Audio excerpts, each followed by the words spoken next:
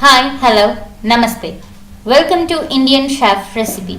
Today we are going to learn an educational video.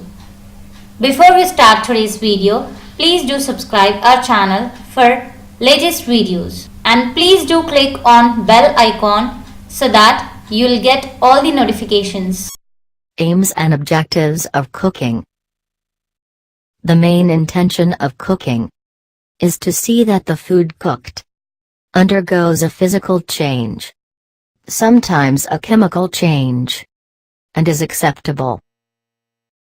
A physical change occurs when the substance changes its form, color, size, but still remains the same substance. For example, water changes into ice. A chemical change occurs when the substance changes its form, color or size, combining so as to form an entirely new body, for example milk becoming curd.